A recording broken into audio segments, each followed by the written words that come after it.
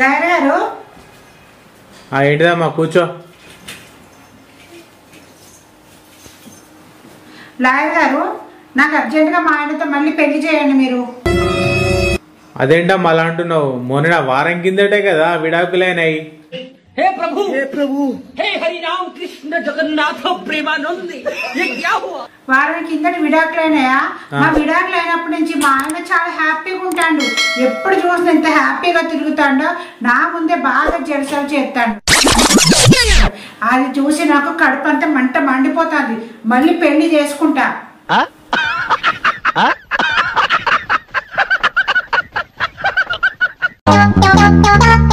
ఏవండి ఏంటి? మీరు శనగపిండి ఏ షాప్ లో తీసుకొచ్చారండి? అదా అది మన ప్రవీణ్ వాళ్ళ షాప్ లా సూపర్ మార్కెట్ లో తెచ్చానే. ఎందుకు ఏమైంది? ఏమీ లేదండి, ఆ శనగపిండితో చేసిన పకోడీలన్నీ మాడిపోయినాయి. అవునా? అదేంటి అట్లా మాడిపోయినాయి? నువ్వేమో మాడగొట్టేసి షాపుల మీదకి చెప్పేస్తున్నావా? ఏంటిదే బాబు ఇలా తయారైనావు నువ్వు నీ వంటలు. గోధుమ పిండి తెచ్చి చపాతీలు ఏవే అంటే చపాతీలు మార్చేసావు. చపాతీలు మార్చి పిండి ఏడ తెచ్చినావు అని చెప్పేసి మళ్ళీ అట్లా నాతో లొల్లి పెట్టినావు. ఉప్మా రవ్వ తెమ్మన్నావు, ఉప్మా రవ్వను మార్చేసినావు. ఉప్మా రవ్వ ఏ షాప్ లో తెచ్చినా అని అడుగుతున్నావు. ఇదేందా బాబు షాపుల మీదకి నెట్టెత్తావు?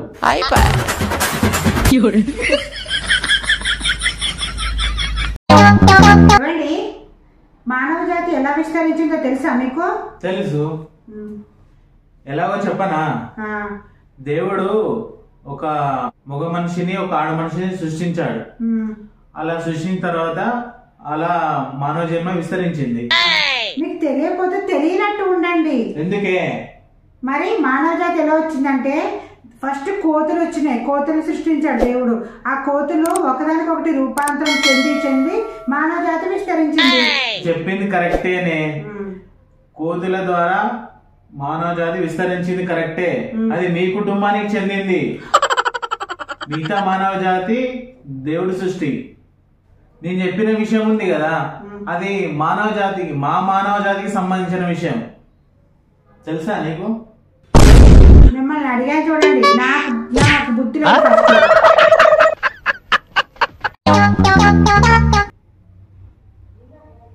ఏమే ఇది విన్నావా? ఏంటండి? మగవాళ్ళు రోజుకి 2000 పదాలు మాట్లాడితే మీ ఆడవాళ్ళు రోజుకి 4000 పదాలు మాట్లాడతారట. ఎందుకే? అవునండి. అవును. మరి మీకు మీ మగవాళ్ళకి ఏదైనా ఒక్కసారి చెప్తే ఎప్పుడైనా అర్థమైందా?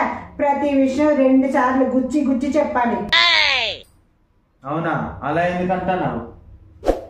అదిగో చెప్పినా మీకు ఏది ఒక్కసారి చెప్తే అర్థం కాదు, అన్ని 2 చెప్పాలి. ఏంటి? అదే అండి, ఇప్పుడు వాళ్ళు చెప్పింది వాళ్ళు పేపర్లు ఏమేశారో అదే ఇప్పుడు ఇక్కడ జరిగేది. అర్థమవుతుందా?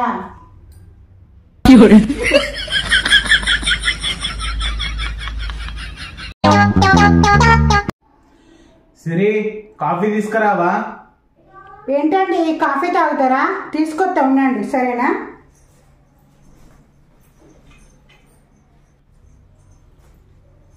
ఇవ్వండి కాఫీ, ఇదిగోండి.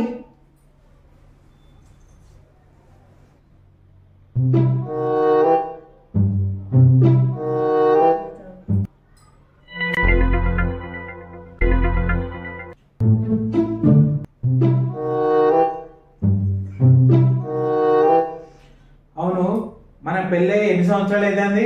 15 సంవత్సరాలు అండి. 15 సంవత్సరాల నుంచి నువ్వు ఇంత మంచిగా పెట్టడం ఇవాళ చాలా బాగుంది. అవునా? ఎప్పుడు పెట్టలేదు మరి ఇట్లా? అయ్యో నా మతి మండ, ఇది నా కోసం పెట్టుకున్న కాఫీ అండి, కప్పు మారిపోయింది.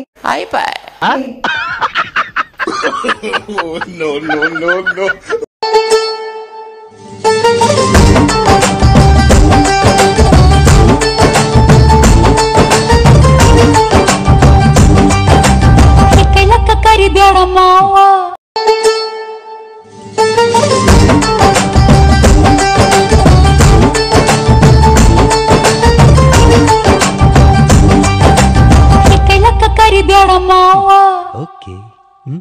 Hey!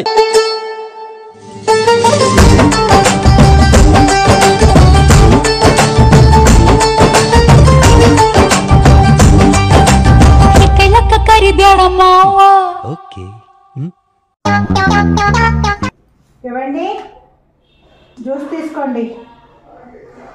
అదే పొద్దున నేను తిట్టాను కదే, కానీ మొన్న 2 రోజుల క్రితం కూడా బాగా తిట్టాను.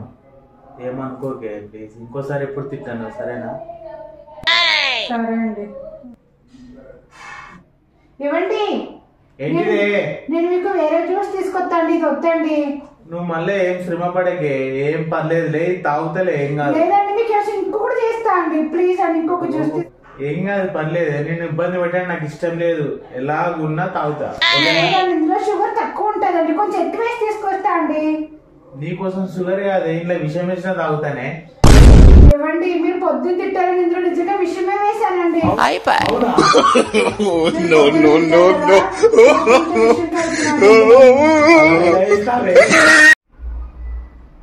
నాకు తెలుసు మా ఆయన చాలా మంచి వ్యక్తి అని, చాలా మంచి మనసున్న వ్యక్తి అని. కానీ నా మనసుకి ఎలా సర్దు చెప్పను, దీనికి ఆయనతో గొడవ పడితేనే కానీ తృప్తి ఉండదు. గొడవ పడకపోతే ఆ రోజు గుండె స్లోగా కొట్టుకుంటుంది.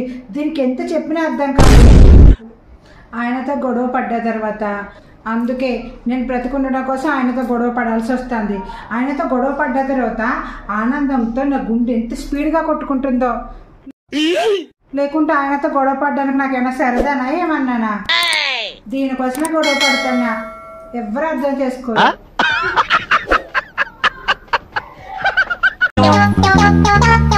ఇవ్వండి. అందరూ అంటుంటారు కదా పెద్దవాళ్ళు అడుగుజాడలా నడవమని. అవును సరి, పెద్దవాళ్ళ అడుగుజాడలా నడితే చాలా మంచిది, ఎంతో జ్ఞానాన్ని ఇస్తుంది. అదేండి, మా తాతయ్య గారు చాలా పెద్ద సంగీత విద్వాంసుడు తెలుసా. నేను ఆయన అడుగుజాడలా నడుద్దామని అక్కడికి వెళ్ళానండి నేను. అవును నిజమే కదా, ఆయన నువ్వు మళ్ళీ ఎందుకు వచ్చినావు?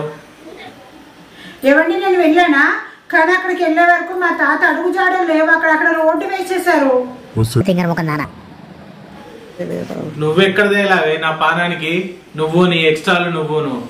అమ్మో, దీని వేషాలేంటి ఇలా ఉన్నాయి, నా వల్ల కాదు.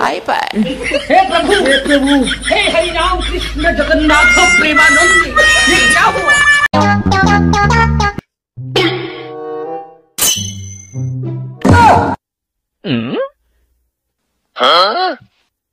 సిరి, ఓ సిరి, ఈ సెల్లు చూసి చూసి నా కళ్ళు బాగా గుంజుతానే. ఏం చేయాలో అర్థమైతలేదు. మరి కట్టుకున్నదని నేను పక్కన సచ్చిన నాతో మాట్లాడొచ్చు కదా, ఊరికే ఫోన్ చూసుకుంటా ఉంటారు. అదేం లేదే, నిన్ను చూస్తే నీతో మాట్లాడినా నా బ్రెయిన్ పోతుంది. నా పని అయిపోయినట్టే, నా వల్ల కాదు.